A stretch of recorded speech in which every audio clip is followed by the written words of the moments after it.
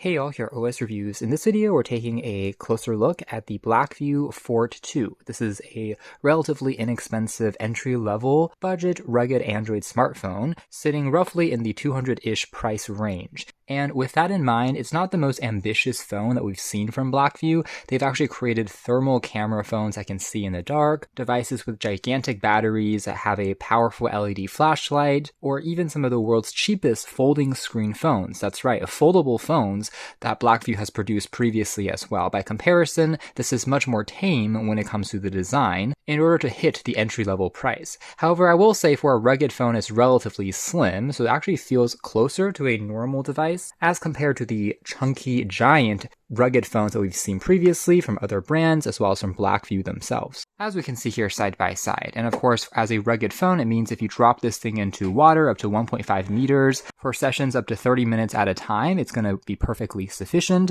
If you're trying to take images of fish underwater, for example, or if it drops in the pool, you're using it in the shower, it will survive without the need for an extra case. It's going to be a bit more shock-proof as well as dust-proof as well, kind of like having a phone that has a more durable bumper or case pre-attached to it. Of course, it can't be further removed, but you can see some of the corners and edges a bit more reinforced as part of the design. So yeah, as a device of its class, I would say that the overall thickness is really not bad. As you can tell there, still slides pretty easily into a pocket and is relatively comfortable to hold.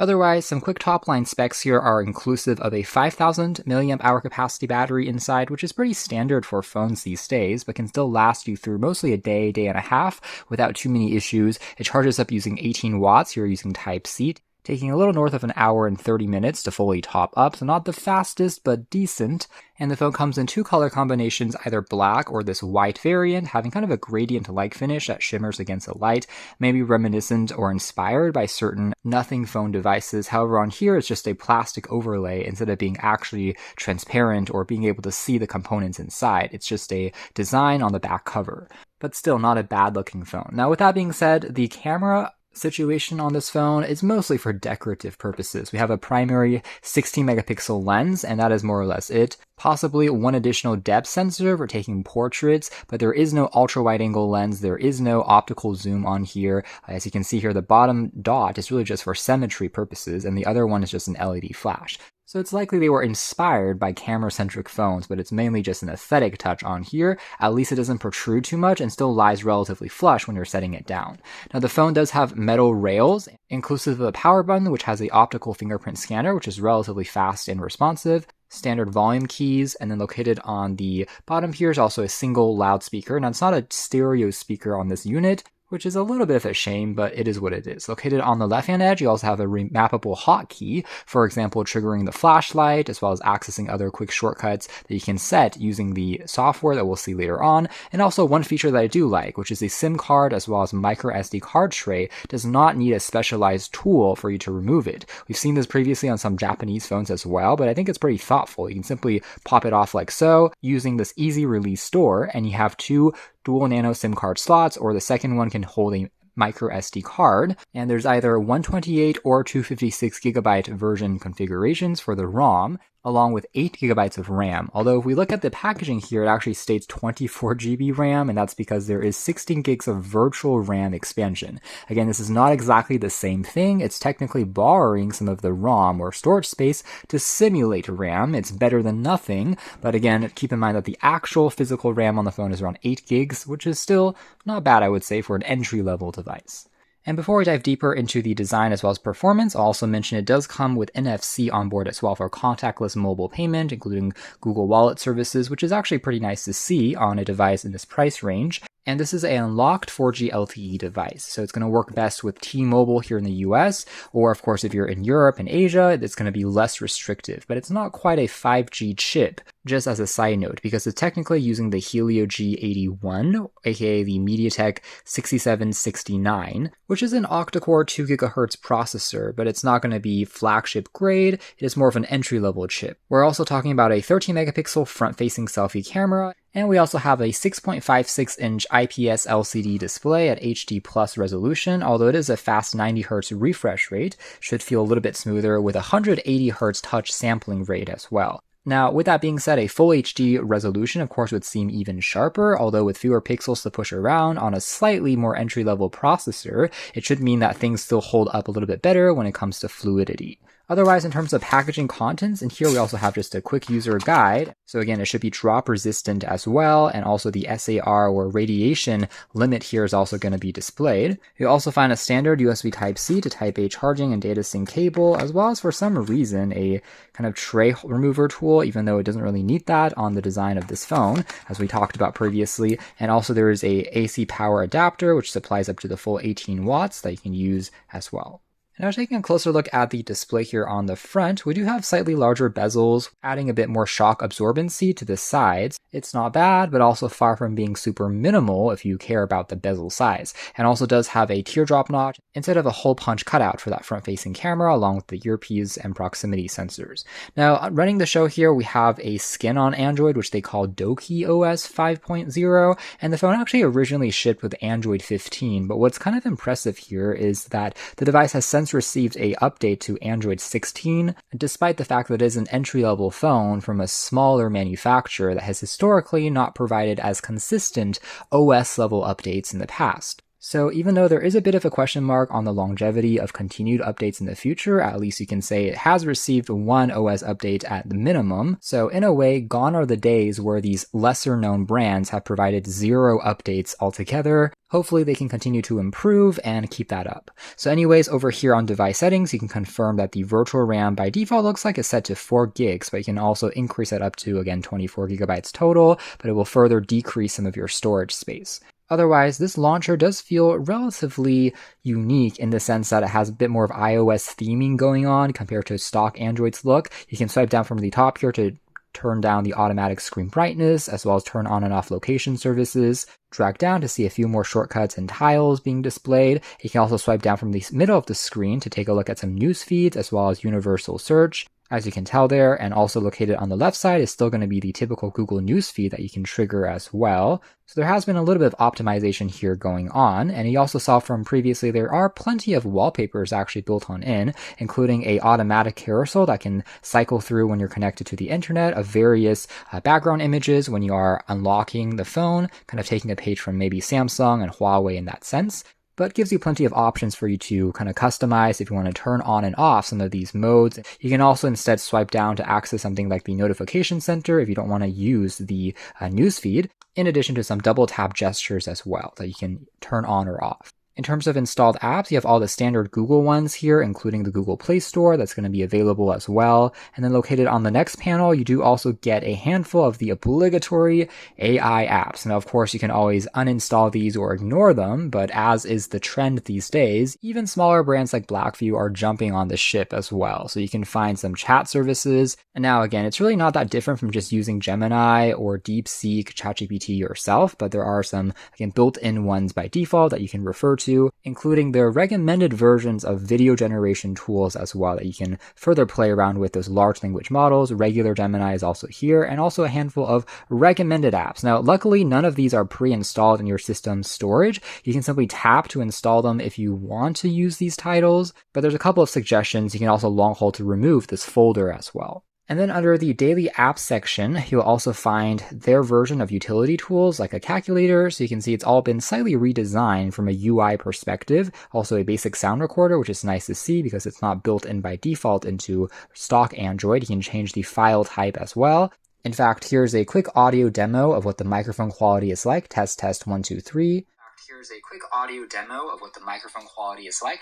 Test 1, 2, 3. So actually very clean and crisp sounding, so great for making calls. A basic FM radio is also built on in, but the irony is you need to plug in headphones to act as the antenna. However, like most modern phones, there is no more 3.5mm headphone jack, and so you have to use a dongle converting the USB Type-C into 3.5mm if you want to use the FM radio. So kind of wish they would have included that adapter in the box or just used the embedded antenna instead if they wanted to use that feature, but it is what it is. Cold Room allows you to freeze some of the apps that you haven't used for a long time to clear up some storage space, WPS Office for editing Word, Excel, PowerPoints, and also a toolbox, which may come in handy as a rugged phone. There's going to be a compass, as you can tell over here, working decently. You can also see whether you're level or not. A torch here, which is basically for the flashlight.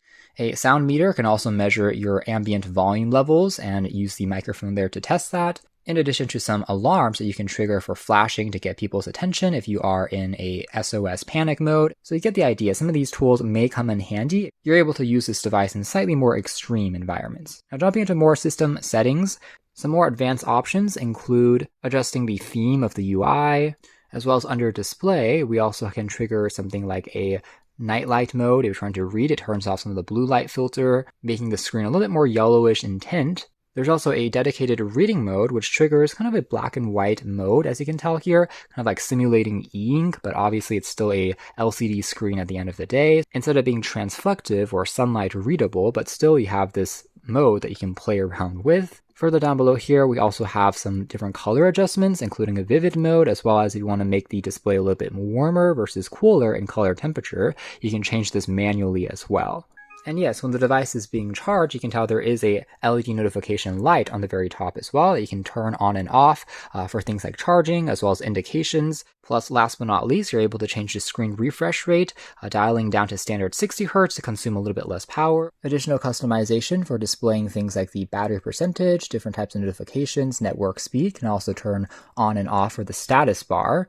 Under battery, by the way, you can also toggle into a higher performance mode that will further increase the CPU and GPU to maximum, but may further decrease the battery life, versus a more optimized mode or super power saving mode that only allows you to use the essentials. You can also quickly check on the capacity of the battery inside as well, plus some intelligent or smarter charging modes that will prevent the battery from degrading quite as quickly. So you get the idea. It's actually a little bit more detailed on their launcher compared to many other budget phones we've seen previously.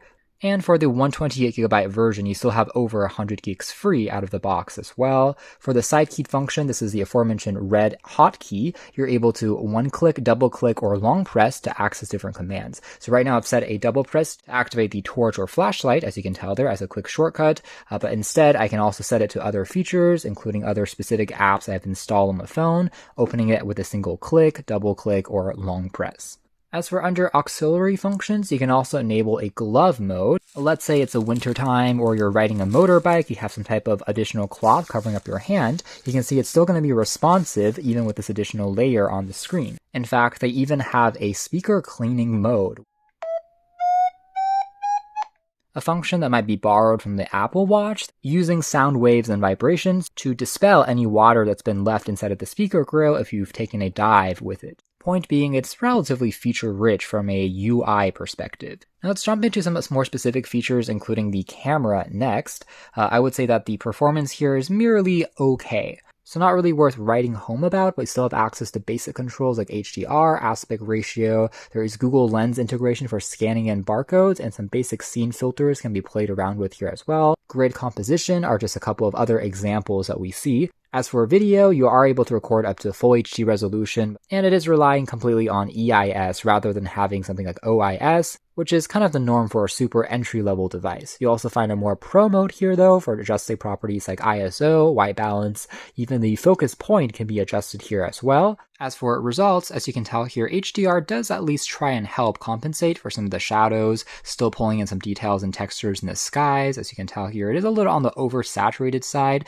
maybe in kind of a Samsung way of some other older devices, but at least it is fully functional for the most part. It does have, again, autofocus on that main sensor, so you are able to still zoom in, seeing an okay level of detail, as long as you are aware that it's not going to be really a Pixel or iPhone killer from the perspective of consistency and the most natural looking images, but certainly remains functional as far as entry-level budget phone cameras are concerned. Again, hopefully this gives you a brief idea of what the quality of images look like. You are able to get a little bit of bokeh if you are pointing very close up, macro shots with the camera, but anything further away, the sensor size, resolution are all not going to be anything to really write home about, but certainly it's still a usable enough experience overall. Just kind of wish they would have included at least an ultra-wide angle lens, because I think that would have been helpful, but it is what it is. So a functional enough primary camera, and the selfie lens also is pretty much the same quality as well, which is to say functional enough if you have decent lighting for things like video conferencing and the occasional calls. And now playing back a quick demo of what the speakers sound like watching back a quick YouTube video.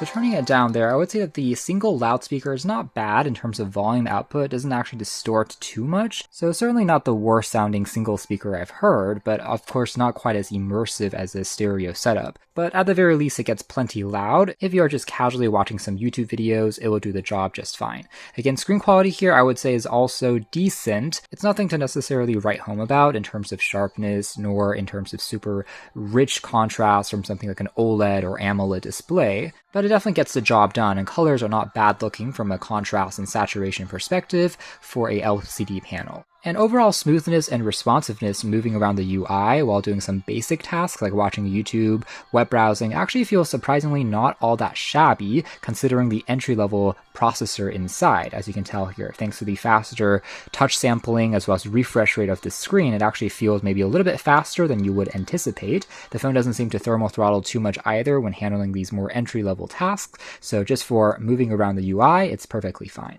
And as far as web browsing is concerned, I would say that the Wi-Fi reception quality, which is using dual band Wi-Fi, has been actually quite reliable, even though we're a little bit further away from the router at the moment. Actually didn't encounter too many instances of disconnections from a connectivity point of view, and also it seems like web browsing still holds up quite nicely despite the, again, entry-level chipset inside, still feeling decently responsive overall, as you can tell. Also thanks to the 8GB of RAM, we can also load back the full desktop version of the site, a little bit more complex with more ads as well as video elements, but still seems to be doing all right, as we can tell here. And Blackview, by the way, it seems like is a Hong Kong-based company. They have, of course, other types of laptops in addition to tablets. Now, what I will say, though, is for a more entry-level phone, the haptic vibration motor is still a little bit on the weaker side. It doesn't feel quite as premium as on more flagship-grade devices. But you get the idea. For basic navigation, I would say it's perfectly sufficient.